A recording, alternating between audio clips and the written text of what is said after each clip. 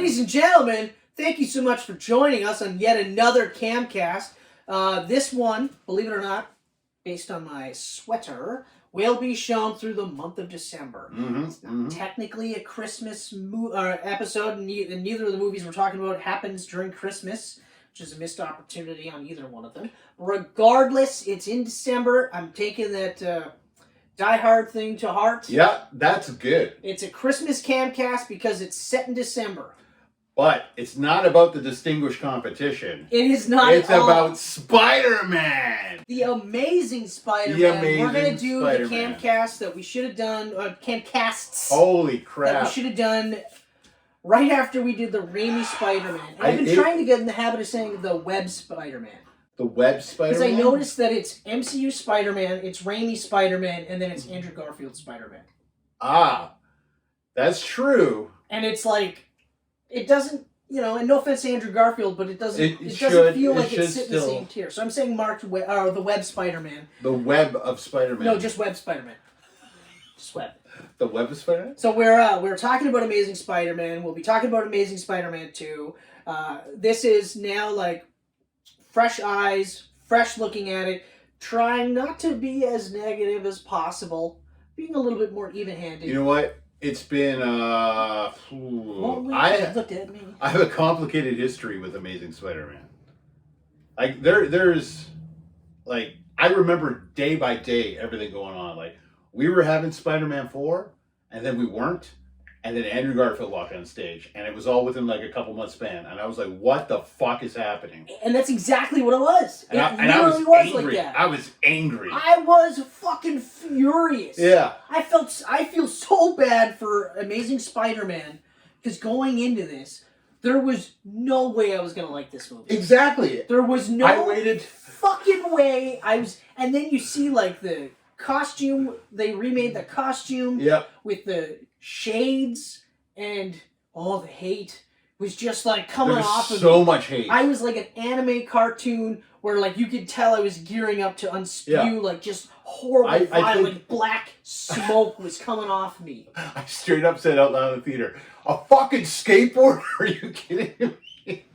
Of course, I went at the end of the run because I didn't want to support the movie at the beginning of the run. I never watched it in the theater, so when I watched it later on, when I got to that scene, I had a similar Are reaction. you kidding me?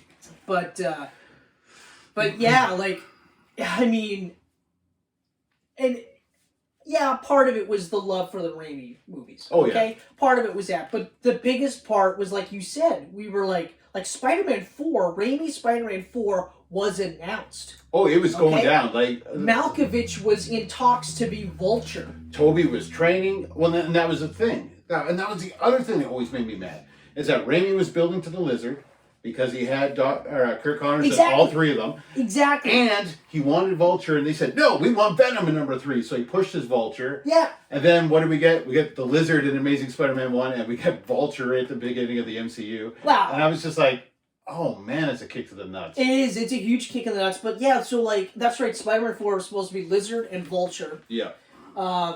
Excuse me. And like they teased Kirk Connors all the way through, so we knew. And I love Dylan Baker as an actor, so I was pumped to see him as the Lizard. What awesome. Yeah. It was so awesome. So I was pumped about that, and then even like just the fact that they were circling Malkovich for Vulture. At that time, I was that like... was so perfect. What? Can you imagine Malkovich as the Vulture? Like, classic Vulture? Exactly. Like, classic, like, full green suit. Yeah. Maybe slightly mechanized wings, and then that tuft. He's got to have the tuft. Right? Like, and looking like a vulture. Like, I was just like, are you fucking kidding me? And then they go, whoa, yeah, we're just going to reboot it. Yeah. So then you're like, oh, what the fuck? Are you kidding me? Why? Mm-hmm. And then you're like, oh, you're going to have the new Spider-Man movie. Okay, it's called Amazing Spider-Man. Fine, that's cool. Yeah. Oh, it's another origin flick. That was another thing. We just saw that one, 10 years ago? Not even. Less than that, that's right. No, 10 years ago, 10 exactly. Yeah, because it was... 2002 was the first one, yeah. And so you're like, oh, another origin flick. Okay, all right, I mean, I guess. And then they, announced Andrew Garfield. Why they're like, oh, from the Social Network. And I was like, okay, I saw. never saw. Yeah, I saw it and I forgot he was in it. You know, And I felt bad too because I was so mad about it. But when he came on stage and he was talking, you could tell he was so happy and excited. never. And he loved Spider-Man his whole that life. clip where he's in the costume, Yeah. and he pulls the mask off, and It's- he's like, "I get to be Spider-Man." yeah. Like, fuck. It's like, you know, if you're Tom Holland, same thing. Huge Spider-Man fan. Like, Yeah. I love that interview where he's just like, "Oh, I would love to be Spider-Man in a movie," and then like years later, he's Spider-Man in a fucking movie. It's funny too. And though. then, could you imagine if they were just like, "Oh yeah, everyone's gonna shit on this because it's not the Amazing Spider-Man." But like the people that loved Amazing Spider-Man, that weren't Raimi fans, and loved Andrew Garfield and loved the Amazing Spider-Man, I bet you they had a similar feeling when that third movie got canceled, and boom, I love that you Spidey's brought in this Civil up. War. I love that you brought that up because I was thinking about this before, like, because I was like, how am I going to do this? Am I going to write down my likes and dislikes? And then I was like, I don't know, because we talked about this on the Ghostbusters Camcast, where we're getting to that point where we're going to see a lot of our childhood stuff being rebooted, right? So, you know, that version of Ghostbusters won't be for us.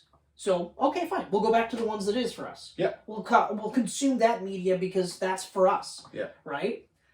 And I thought, like, okay, yeah, a lot of the people that love the Raimi stuff, that was their first live-action Spider-Man. Mm-hmm. So, yeah, there's a bit of that, like, no, but that's mine. Yeah. That's mine. Like, I was in high school when this happened, or I was just out of high school, you know, like, or whatever the case may be. Like, we were, I think, just out of high school. Just out of high school. When Spider-Man hit. Yeah. But I remember seeing the trailer, the first trailer for Raimi's Spider-Man, and just being like, jaw dropped. I went to watch Final Fantasy: The Spirits Within. Yes. In 2001. Yes. Because the Spider-Man trailer was going to be on there, and it was the World Trade Center. It was the World Trade Center, because I remember seeing the World Trade Center trailer as well. And I remember just being with like, the helicopter and the whips between the two towers. You don't see much of Spider-Man Nope. at all. No. But the main shot was the money shot. Twin towers, helicopter, webs. It was like... Yeah.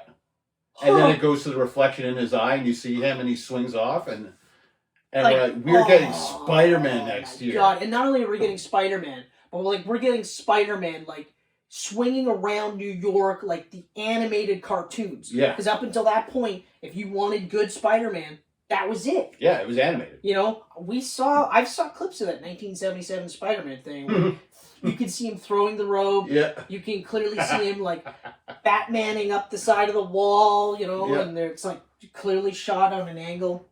But this was like, holy fuck. So then I was thinking like, same with Star Wars. The kids that grew up with the New Hope stuff, they're like, that's my Star Wars. Mm-hmm. There's a whole generation of people that grew up with the prequel trilogy. Yes. And that's their Star Wars. Yeah. And yeah, you could sit there and say, oh yeah, they're garbage movies. They're this, that, and the other thing. And they're just still going to be like, yeah, I don't give a fuck. Those are mine. Yeah.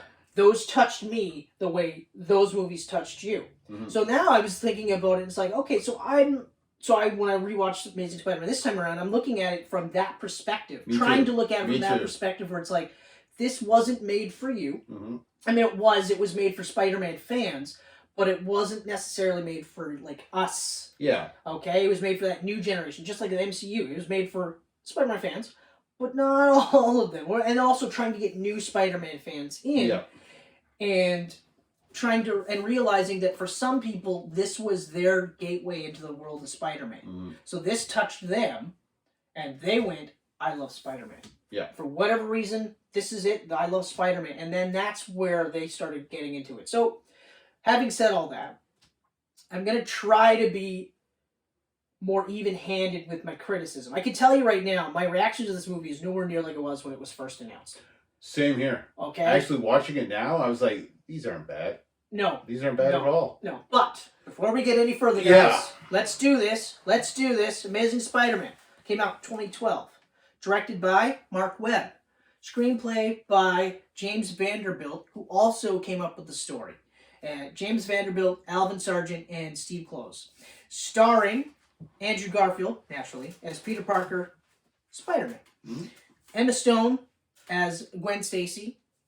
Is it Rise Iffen. Rise Iffen. I am going to just say that, because it sounds cool. Is Dr. Kirk Connors, the Lizard. Dennis Leary is Captain George Stacy, the father of Gwen Stacy. Martin Sheen is Ben Parker. Sally Field, May Parker. Chris Zilka is Flash Thompson. Campbell Scott is Richard Parker, and Beth Davids is Mary Parker. Now, those are Peter's blood, like parents. Mm-hmm. Ben and May, for those of you who don't know, is his aunt and uncle. And then we've got C. Thomas Howell, who's Jack's father, the crane operator. And this is the father of the boy that Spider-Man saves for the first time doing something other than revenge. Yes. Okay, and it ties into one of the scenes that we'll talk about later on. So the budget for this, they say it was like 200 to 230. I'm just going to leave it at 230. Mm-hmm. 230 million. Box office, 758 million. Which is good.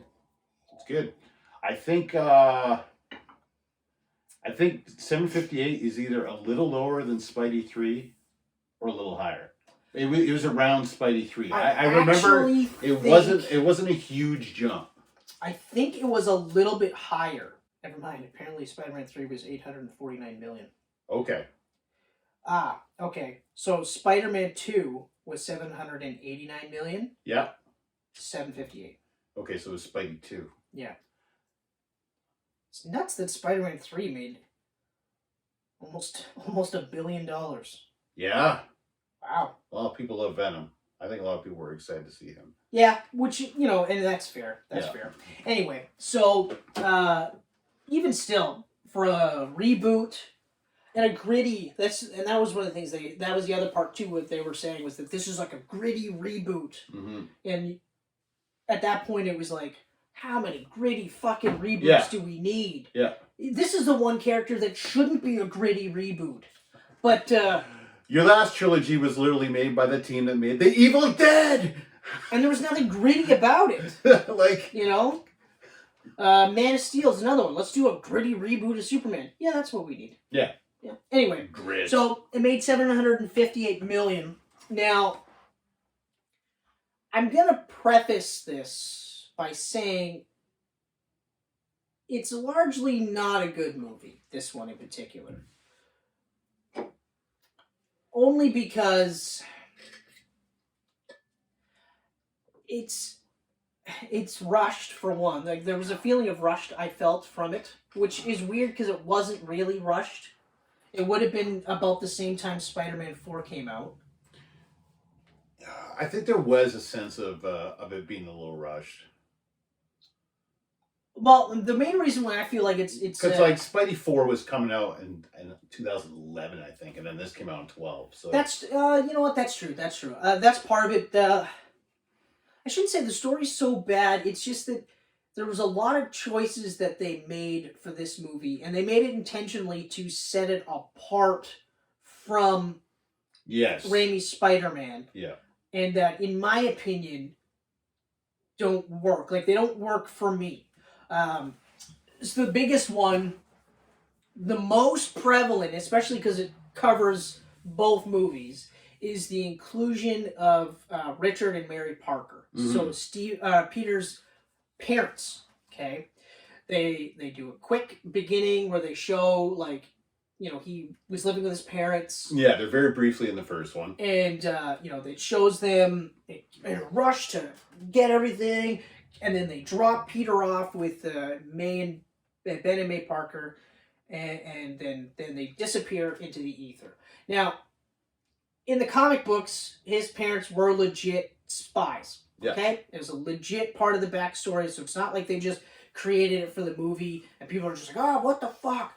But my issue with it, and I mentioned it to you, was my issue was they use his parents' storyline as an angsty story for him to start off with.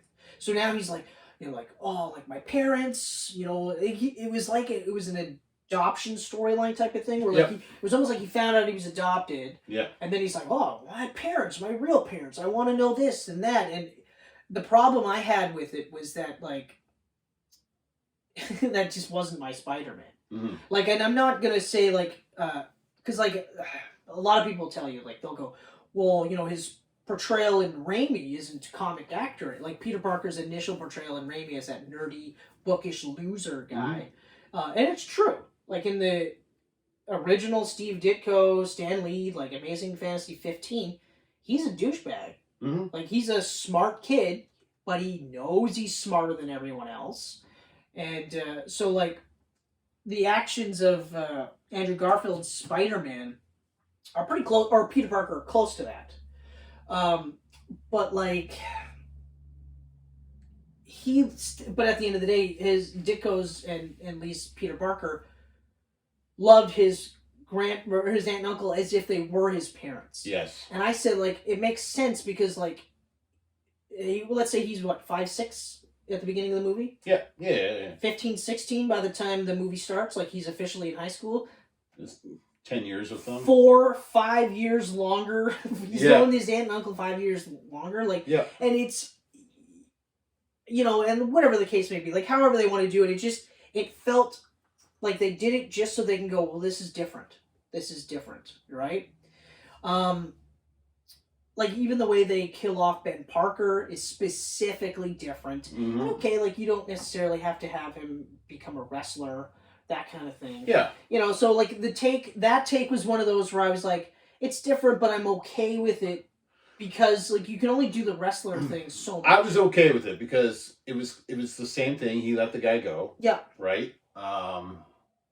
And the wrestling ring, and like the whole wrestling thing still came into his origin. He just wasn't a wrestler. He just wasn't a wrestler. He designed his suit off of a mask he saw. Exactly. So it's like, it's one of those rare occasions where you can have your cake and eat it too. Yeah. And it works. So like, so I never had an issue with that. But jamming his parents into almost every aspect really, really bothered me. And then, like I said, like leading into the whole angsty shit really, really bugged me. The skateboarding stuff still bugs me. Still bugs me. It's one of those where I'm just like, they only did it so that you would go, oh, he's cool. Yeah. Like, he's cool, he skateboards. You know, he's got that sweater with like the fingerless gloves. Yeah. Like, he's cool. I had no problems with him being like an outsider in the sense, like, not necessarily like the picked on nerd, but he just wasn't part of the cool kids. I had no problem with that at all. I even had no problem with him like sticking up for the little guy type of thing. Yeah. I had no issues with that.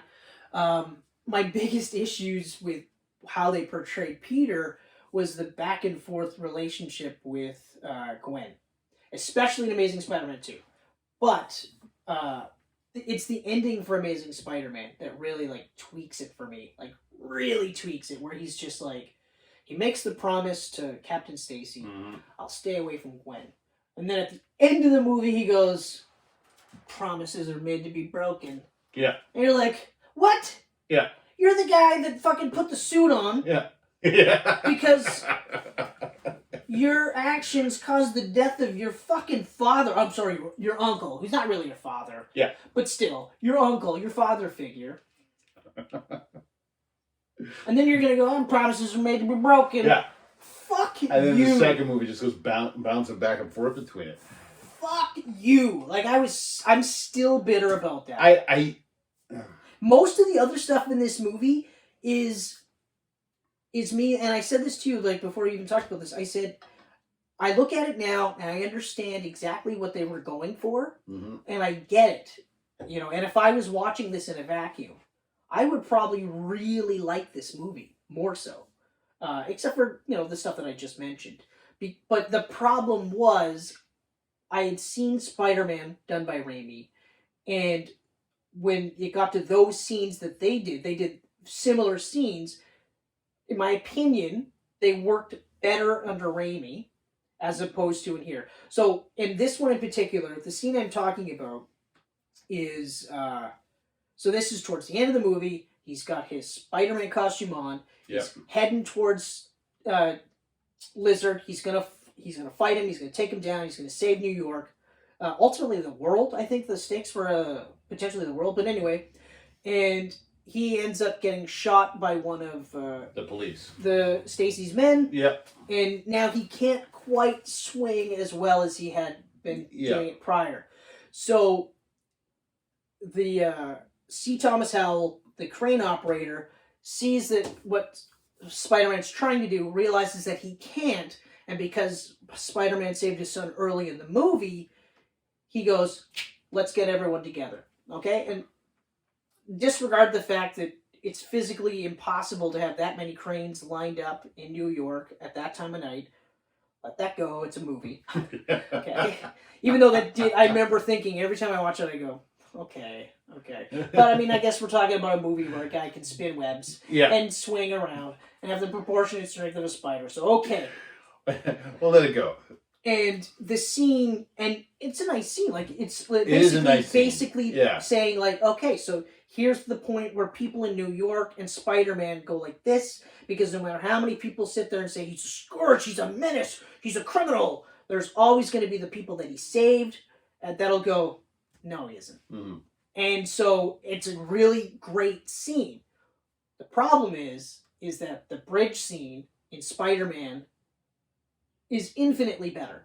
And for those of you who don't know what I'm talking about, it's the scene, and again, towards the end of the movie, Green Goblin has it rigged. He's on the bridge. In one hand, he's got a rail car full of kids. And the other hand, he's got Mary Jane. And he says, you gotta pick one. Because you can't save both of them. Spider-Man does. And now he's holding Webb to the bridge. He's got Mary Jane. He's got the rail car full of kids. Yep. And he doesn't know this. But Goblin is coming for him, and he's about to gut him from behind, okay? And all Spider-Man is trying to do is get Mary Jane down onto the boat so that he can deal with the kids. Just as Goblin is about to fucking kill Spider-Man, he gets hit in the head with a brick. And then the people on the bridge are just like, you mess with him, he's trying to save kids? Yep. You mess with New York? You mess with Spider-Man, you mess with New York. Yeah, you mess with one of us, you mess with all of us. And I've been practicing, because normally when I talk about that scene, I get a little choked up because it's a beautiful scene. It's a very powerful scene, and it very much is exemplifying that Spider-Man is New York. That's why like Spider-Man could never have moved to England. He could never have gone to England and be Spider-Man in England. He has to be in New York. But anyway, so, unfortunately, I know what they're trying to do with that scene, and it works. It's just eclipsed by an infinitely better scene that works perfectly across the board. Mm-hmm. And that's where a lot of this movie comes from, where it's a lot of I watched it, and most of the time I was watching it I'm sorry, but I physically feel like it's better done in the previous movie. Well, I mean, it is. I was able to do something really amazing, no pun intended, where I was intended, don't you dare. Where I was able to watch this, and I never thought about the Raimi movies at all. That's impressive. I couldn't do that. I haven't watched the first movie since 2014. I rewatched it for Amazing Spider-Man 2, and then that's the last time I watched both of them. Oh wow! I've watched them more than you. Then you definitely have. You definitely have. Yeah. So I put it on, and I was like, I'm watching it. I found the storyline with the parents quite intriguing. I was like, okay, well, it's different. I prefer being different than totally rehashing everything that's been done before. Andrew Garfield's fantastic as Spider-Man. Okay, he's got the physique, he's got the personality. Blanket statement. There's nothing wrong with the cast. Oh, the cast is insanely good. There's absolutely insanely nothing good, wrong and with the fact that they only had like a year or two that whipped this thing together is even more impressive. Emma Stone was perfect as Gwen, and not only was she perfect as Gwen, her chemistry with Andrew Garfield is. That's one thing that I will say though. The chemistry between those two. Wow. Versus the chemistry between Tobey Maguire and Kirsten Dunst. Which I always thought was good until I saw this. It's night and day. That was actually one of the few positives that I would say, even when I first watched it, was like, you can't deny the chemistry. Chemistry's off the fucking charts. Mm-hmm. Like, those two are on screen, you're like, these two love each other. Why can't we be like that? Like you look at your wife and go, well, why can't we? Why can't we? More so in this one as opposed to the second one, but there's reasons for that in the second one. But yeah. The casting for Uncle Ben and Aunt May is phenomenal in this. That's so good. It's phenomenal. Like, obviously, it's more comic accurate in the Raimi trilogy. Super old grandma, aunt, and whatnot. The two in here, excellent. Oh, Like seriously, the best of all the Spider-Man movies. That's the best Aunt May there is.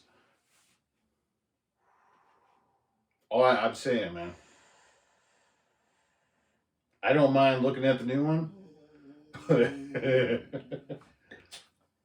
I think this is my favorite Aunt May. No, not mine. Mine is still Rosemary Harris? Yeah, it's still her. Yeah.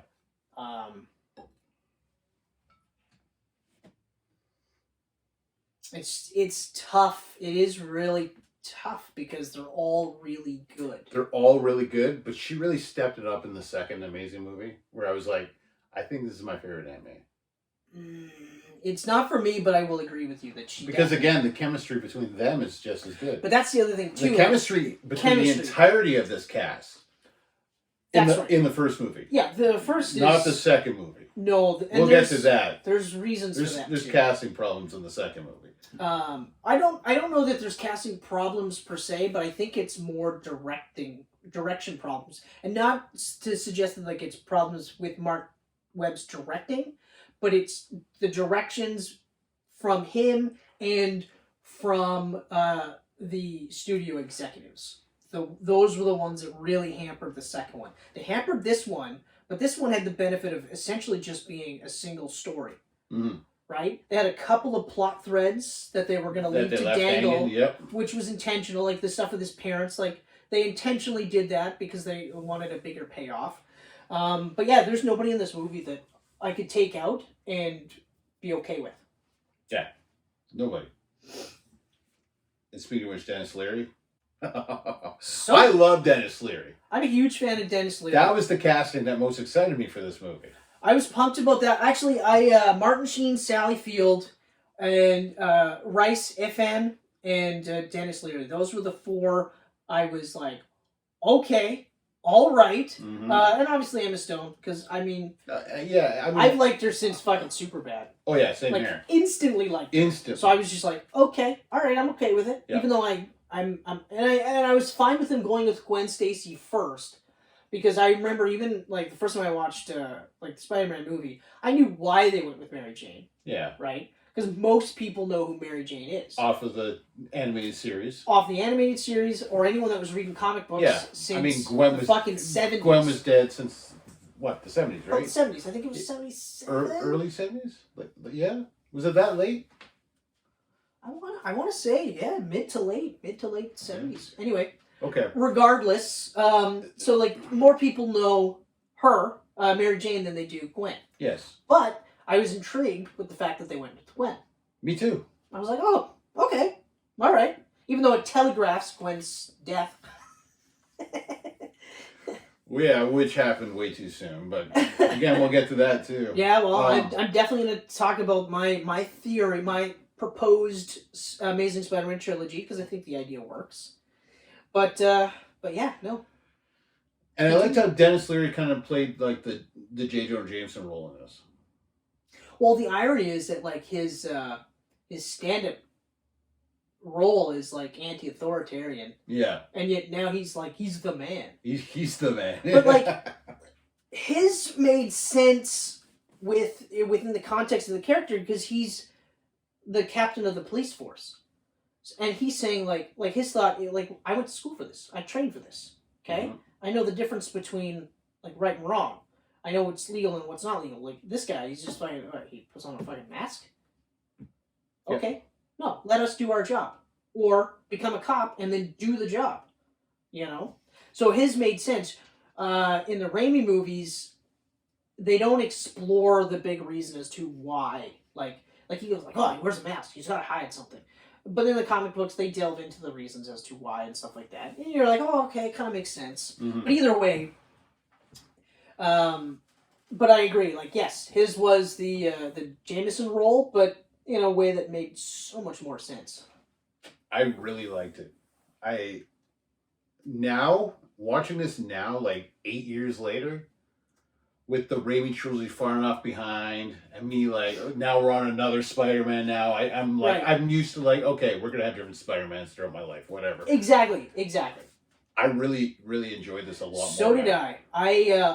I liked it a lot more than I thought I would, and knowing what we know now, like the internet is great for having all this information. So like from Amazing Spider-Man and on, the studio Sony is basically they're really trying to make it so that like they acknowledge Ben Parker and his role in the gestation of Spider-Man, but they're trying they keep trying to make it so that someone else is the mentor. Mm-hmm. Okay, so like in this one, yeah, they give you Ben Parker right away. They have to because it's an origin flick. Yeah. Right, and then they shift over to Captain Stacy. So Dennis Leary is like pivoted into being like the mentor role because that's exactly what happens. Because when they start having these like butthead conversations, Peter starts changing how he approaches being Spider-Man because of that. Yes, good point. So it isn't just like, yeah, whatever, fuck you, blah, blah, blah. He starts looking at it differently. And it's also that conversation that leads into what I think is one of the best scenes in the whole movie, and does what the crane scene did infinitely better. And it's when Peter saves the crane operator's son on the bridge. Because up until that point, Spider-Man has been a vessel for vengeance. True. Okay? And that's another thing, too. So, as a Spider-Man fan, watching Peter Parker slowly, create that costume based around ultimately finding the guy that killed his uncle and killing him. They don't say that's what he's going to do. But you figure it. You get the sense that he's not going to just put him in jail, right? So you see that building, and then it's after this conversation that at that point he looks at it differently. So he saves the kid. He saves the kid partly because he takes the mask off, gives it to the kid. He said, "Put it on." I really like that. That was good too. It is amazing. It is amazing. It is amazing. It is amazing. That, like, sure, the shit at the end where, like, you go, like, oh, that's not fuck. Peter Parker would never do that, ever. Promises mean something to him. But that scene, every single time I see that scene, like, I forgot about, but this time I knew it was coming. I was like, oh, yeah. But I never think of it in those terms where it's like, but he's evolved it, and now he's looking at it beyond vengeance. Now he's looking at it like, no, I have to help people. Mm-hmm. This hate, this hurt that I have isn't gonna go away if I can kill this guy. Yeah. But it is gonna go away if I use my powers for good. And it's a beautiful scene because the kid is freaked out. Oh yeah. And cars on fire, like he didn't have to take the mask off and say, "Hey, put it on. It'll give you powers like me." He didn't have to. He could have just said, "Oh, fuck, come here." Mm-hmm. He could have done whatever like cool Spider-Man thing to make the kid feel good. But he goes the extra step, and I'm like, oh, that's so great. And it's one of those rare times where the hero took his mask off, and I've never once complained. Never once you hear me complain about that. Mm-hmm. Because it's right up there with the fucking maskless scene in Spider-Man 2 where they're like, we won't tell. Oh man, that scene. And that's that other like Spider-Man is New York scene. Exactly. Like that's the best one. That's the best one so far. Spider-Man 3 so far is, Yeah. Well, I mean, yeah. But he's kind of hot. No Way Home is looking like it's shaping up pretty nicely. I've got like Into the Spider-Verse vibes for this one, where I'm like, this could be the best Spider-Man movie ever. Yeah. But I don't want to talk it up too much. Yeah, don't talk it up too much. But holy crap! That scene for me, I was like, oh fuck. If we and I love that scene is the reason for the crane scene. It's just unfortunate that scene's better than the crane scene. Mm-hmm. It's still really good, but that scene with the kid is just like, it's amazing. It's amazing. I stand by that. It's amazing. There's a lot of amazing. Oh yeah. Another scene I really, really, really like in this movie, because it shows you how smart Peter is outside of just everything he does science-wise, is creating a web in the sewer to feel the vibrations of the lizard. Creating the web spinners in general. Yeah, well, that too. But we knew that was coming. They weren't doing the organic thing in this. No, but it is awesome that he still did it, and I like that they included that in like Homecoming. Mm-hmm. I like that it was web spinners, but I like that they made a point of showing, like in Civil War, that he made the webbing, and that he was further tweaking it. But that scene where he's hunting out the lizard, yeah, when you see, and he has them all out, yeah. And he's just hanging out. He's just hanging out, Jesus, waiting for and then he gets the vibration, and then the vibrations are here and here and here. And you're like, oh my god, what's happening? And then all the fucking reptiles start coming towards him. I was like, oh my god, oh my god, oh my god, oh my god. So yeah, that's a great scene. Fucking awesome. That was fucking awesome. Yeah. And it does lead into one of the best scenes, one of the only like daytime scenes with Spider-Man in the whole movie. It's a lot of nighttime stuff. It's almost all nighttime except for the lizard fight scene. Mm-hmm. Although before we get to that, I should also mention that like I have seen like some people say like the lizard was like a poor man's Dr. Octopus because, you know, it's essentially the scientist who wants to create something to better the world but goes crazy because of it. And it's like, yeah, it's like 90% of Spider-Man's rogue villains. It really is. Like, I mean, the whole crux of Spider-Man is science gone wrong. it's just who handles what better, right? Yeah. And that's one of the reasons why Peter Parker's so different is because he well, actually not so much because originally he was just going to use it to make money. He's going to use it to make money, get rich, and the stuff that like the Raimi shit doesn't really touch upon, but the comic books in almost every version of the origin touches upon is that like when he got those powers, it wasn't like I want to be a hero. It was I'm gonna fucking show them. All those fucking pricks that rub my nose in it for being different, I'm gonna show them. Yeah. I'm gonna make money. I'm gonna bang bitches. Fuck all y'all, right? Then his uncle dies, and he's the reason why his uncle dies. Then it changes. Then he's just like, oh fuck, right? Yeah. So. They explore that in the sense that he's looking to kill the guy, and it's you know, but yeah, so they don't touch upon that so much. But ultimately, though, it's science gone amok, right? So now Spider-Man has to fight all these other science guys. Lizard's like one of his most long-standing rogues. I think it was Amazing Spider-Man 3. I think he was introduced because number 1 was Chameleon. Yep. Which always blows my mind. I always remember. He's the first. Oh yeah, that's right. And yet he's never been in any of the movies. I mean, visually, it's a cool power that he has, but it wouldn't look as great as a guy with like fucking 4 mechanical arms. No, he would have to shape change, but it would have to be like Clayface style shape changing. Yes.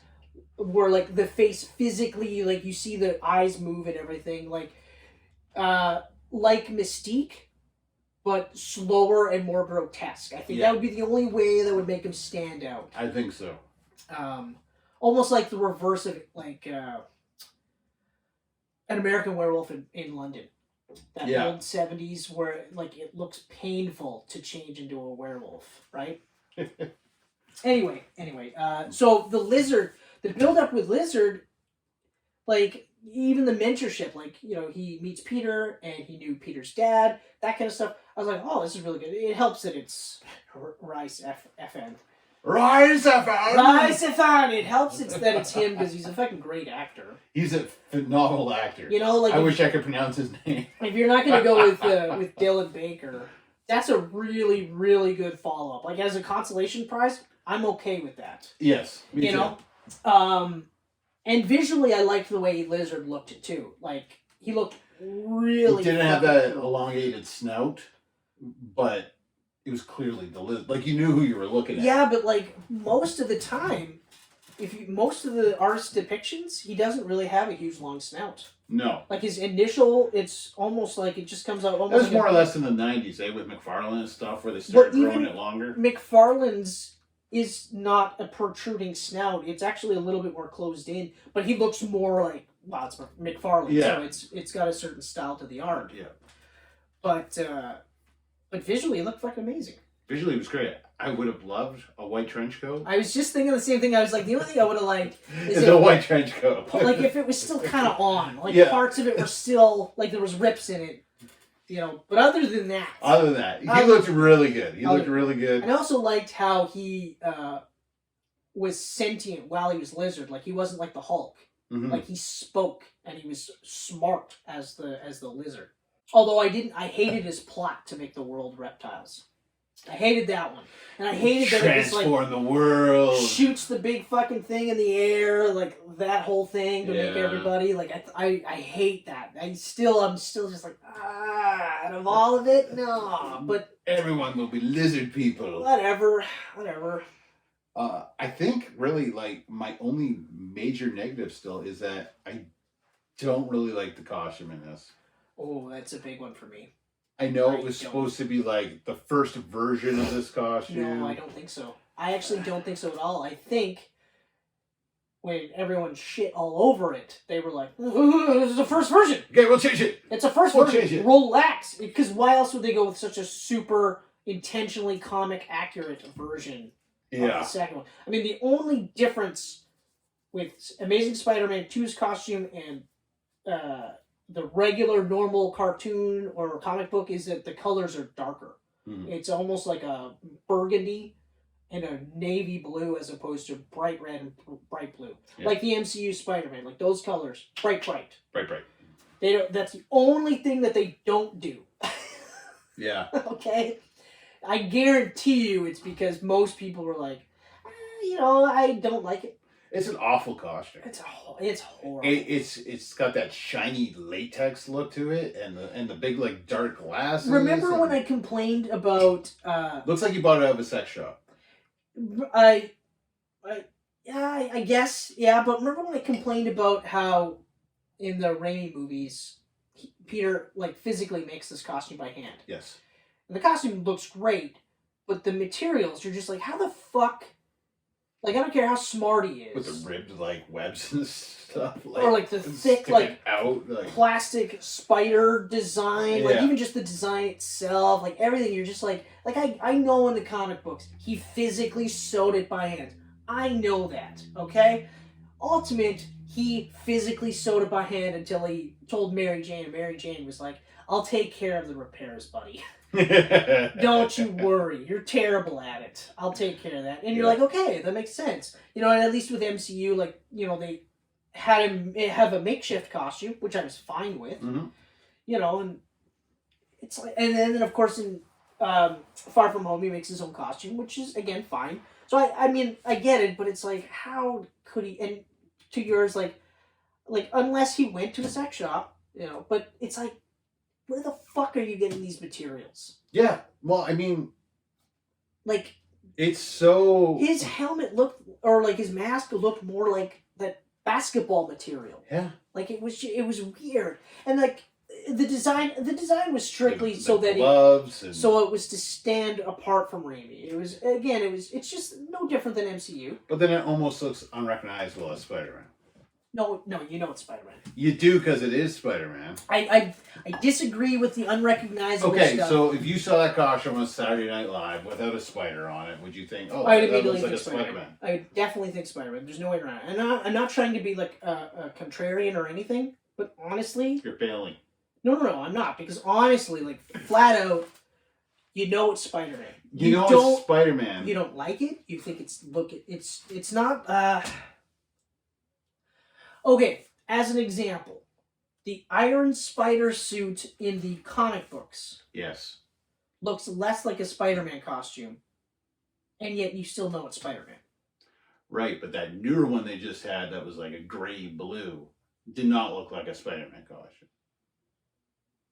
Gray-blue? Yeah, in Spencer's run there. Yes! No, that one... That did not look like a Spider-Man costume. 100%. My first thought was... If you didn't know that was Spider-Man, you wouldn't know. Yeah. You wouldn't know at all. Mm-hmm. But even with the shitty Iron Spider one, that's a prime example. So that's a better argument. This one, it's Spider-Man. It's just not good. Yeah. There's just nothing good about it. Okay, yeah, but I don't know. I really just don't like it. Oh, I hate it. I think it looked like garbage. Even the material, like everything about it looks ridiculous. When he's swinging through the city and you see it just like shining, like all glistening, and it's just I remember I complained about the Raimi ones where the webbing was really shiny, and I knew like that was just a CGI thing. Like they had to make it silver because at the time they couldn't handle blacks for the CGI stuff, but it still was off-putting for me. Same with this shiny webbing; those are the things that were off-putting. But this whole thing is off-putting. Like, this whole thing is just like, ugh. Ugh. Now imagine the bridge scene with the kid, and he had Amazing Spider-Man 2's mask. Melt my heart, ladies and gentlemen. Yes. But yeah, the suit is the absolute worst thing about this movie, second only to the ending where Peter goes, "Promises are meant to be broken." Look, I was there when your dad died. I literally promised to him his last final breath. I was like, I'll stay away from your daughter. I really like though how she turned around and she went, "My dad talked to you, didn't he? Or my dad made you promise." Yeah. Like she knew. She knew.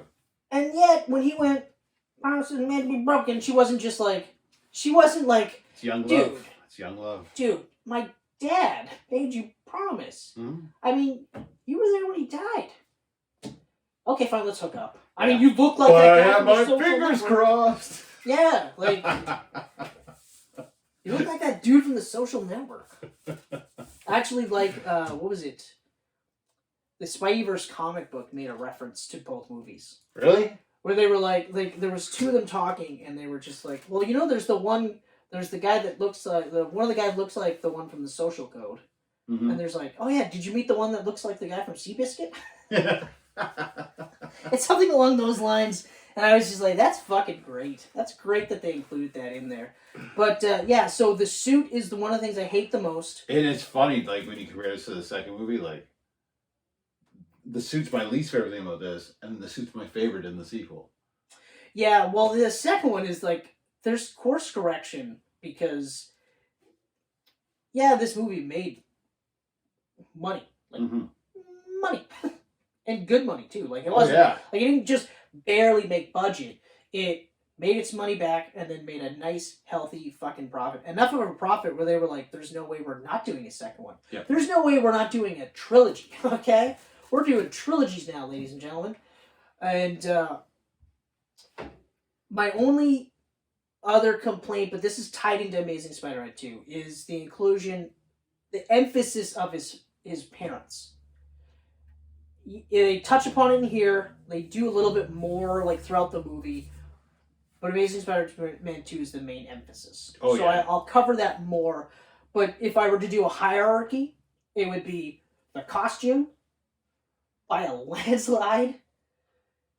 Then it's the broken promise scene at the end because it's like I don't care how you want to. I want to hear somebody spin it in a way where I go, okay, that makes sense. Like you said, young love. That's the only way I can spin it.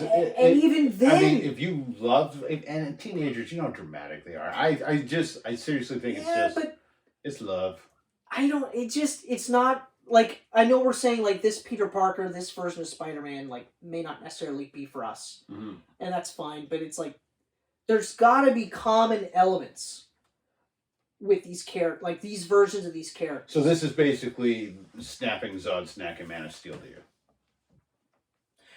No, because remember, I've come up with counter arguments. Like if they had a scene, there was a scene, like a flashback farm scene where Clark was supposed to put down a coyote, and he didn't. All the chickens are eaten. Well, now Pa's like, well, we can't eat because you couldn't do this. But I don't want to kill anybody. I understand that. However, sometimes you have to. Sometimes you got to put that wild dog down. Something along those lines. Then they do the snap scene. I have no arguments there. The guy grew up on a farm. You mean to tell me he didn't put down an animal or two? I'm okay with that. So Uncle Ben should have had a conversation with him early in this movie going, sometimes promises should be broken. If they did that, I would still hate that. There's no way I would not hate that scene. There's literally no way. Because, like, Superman has killed, okay? Yeah. He's killed countless aliens. Okay? Mm-hmm. He fought Doomsday to the death. He literally said, I'm gonna have to kill him. Okay? This is in comic books. It's, as far as I understand with how continuity works, it's canon. He said, I have to kill him. He ended up dying doing it, but he still got to that point where he's like, I have to kill him. He exhausted every single avenue. Mm-hmm. He tried everything he could. He realized the only way to stop him is to kill him. I understand that's going to happen. But in an origin scene, especially with Superman, you have to show the build up to that. You have to at least make it go, okay, there's nothing else he can do. And previously, he had this little interaction with Pa Kent. But other than Young Love, which, I mean, yeah, okay. But it's so slimy how he says it too, though. It's not even just like it's not even like he's wrestling with it. It's, we could totally heck up. Like you said, it was like fingers crossed. Yeah. She's like, yeah, we're good. I'm wearing my tight-fitted white t-shirt that shows off my guns. It's all good.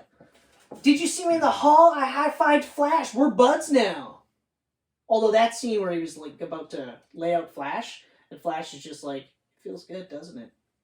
Sorry about your uncle. I was like, That's a great scene.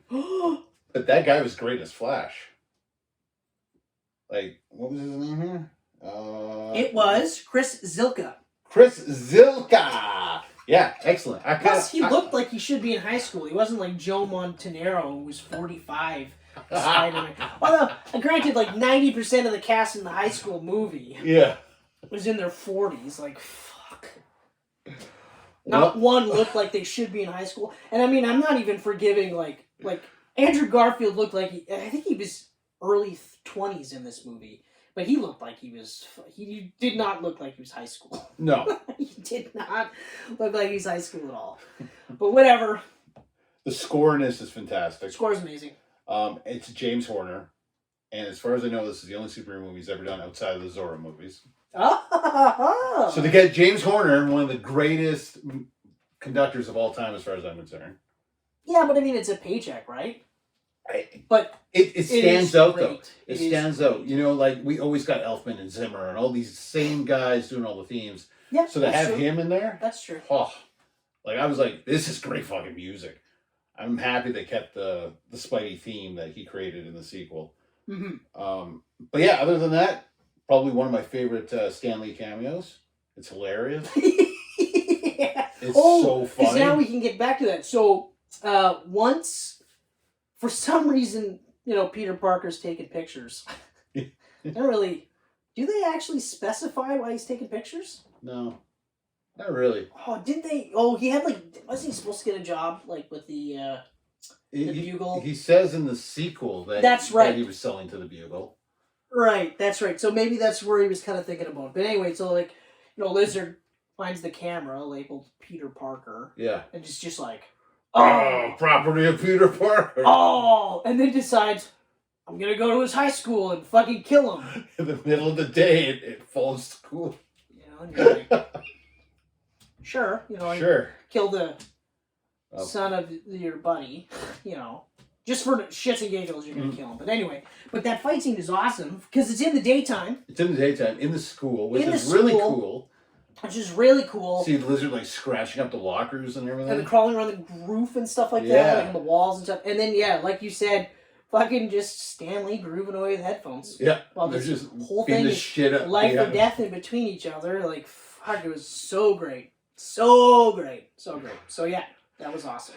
But yeah, no, that's about all I have for Amazing. I honestly really enjoyed this movie a lot more now. Yep, I agree. I would say it's probably... It's still, my least favorite Spider-Man movie, though. Your least favorite? So you like Amazing Spider-Man 2 more than this one?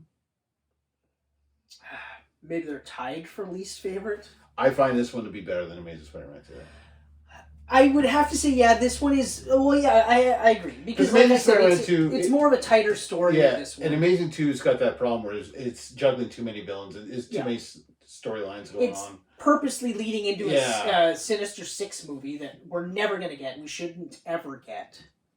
They can't all be the Suicide Squad. Like, No. really, they can't. So stop. Stop fucking doing They're it. really trying, though. Just stop fucking doing it. But yeah, no. Ultimately, I would have to say, yes, this one. Yeah, I amended. Amazing Spider-Man 2 is my least favorite. For the whole host of issues that we'll get into. Yeah, I got more Spider-Man negatives 2. on that one for sure. But yeah, like, I'll no longer look at this movie like, fuck this bullshit, or like watch it to remind yourself how shitty it is. Because that's a lot of the times I was watching it just for that purpose, you know, just to be like, yeah, see, it's still fucking shitty. Yeah, It's still fucking shitty. good job, Chris. Oh, before I forget, so, actually, yeah, no, we'll leave it for Amazing Spider-Man 2. So, other than that, I don't have anything else to say. I got nothing to say. So, is it the worst Spider-Man movie? Like, a Spider-Man movie? No. No. But it's, in my opinion, not one of the best. I don't think it'll ever come, unless, you know, the next trilogy is so god-awfully bad, I don't know that it'll ever get into, like, my top, the tops, right? Which is a shame. Because there's a lot of good going for it. Yeah, it's a shame. And Marc Webb, you know, a very dramatic guy, or not guy, but director. You know, he did 500 Days of Summer. Which is such a funny movie in that it's very much like people that watch it and think you're supposed to like Joseph Gordon-Levitt's character. Yeah, wrong. You know, it's that Rick Sanchez thing where you're just like, no, if you like him, if you identify with him, and if you're seeing it from his perspective, there's something going on with you, okay? I don't want to use the term incel, but... Or was it neckbeard is another one? Neckbeard, yeah. You know? Like, he was one step away from referring to Zooey Deschanel as female. Well, females should be, like, bending over for me. And you're like... Anyway. Yeah. And the best part is, like, when I watched it without knowing that, and I'm watching it going, like, he's kind of a dick. Like, how does he not see that he's kind of, like, the problem here? And then when I got to the ending, I was like, it's even better that they try to hint at a possible happy ending with Autumn, and I was just like, oh, this is... Then I read that it wasn't, you weren't supposed to feel that way. You were supposed to be like, this guy's a douchebag, you know? And like the anti-rom-com. Chloe Grace Moretz is so good in that too. She was so funny. Everyone is great in that movie. Really good. So I think Marc Webb was the right guy to do this. Specifically, oh yeah, 100%. Like, I mean, like coming off of that and then into like, well, because the chemistry is so good, and the dramatic moments in this are so good. Yeah, the beats hit the way they should. It's just like I said, like if I could have watched this in a vacuum, in a bubble, without having MCU like Tom Holland, MCU and Raimi, Tobey Maguire, and all that, if I were able to watch this like fresh, I would guarantee you I would love this a lot more. Because then it'd be like my Spider-Man, you know, the Spider-Man that I grew up with, type of thing. Not that like Raimi's Spider-Man is what I grew up with, but it fucking touched me at the right spot. Yeah, we didn't grow up with it, but we waited our whole fucking life for that. That's the thing too. Like when you're just like we loved reading Spidey, we loved watching Spidey in the 90s, the cartoon. Oh, man. You know, the toys, the trading cards. You sit through that fucking 1977 bullshit, like, fucking horrible Spider-Man. Yeah. Like, I actually couldn't watch it, but I wanted to because it was Spider-Man. But then you're like, that's not really Spider-Man. I can't. I remember an ad for Marvel Universe Trading Cards Series 2 on the back of all the comic books in the early 90s, where they had like real hands holding all the cards. You remember that going around the page? And you saw like... No, that was season 1. That was series 1. I thought it was series 2. No, that was series 1. Are you sure? I'm almost I'm not 100%. I'm almost positive though.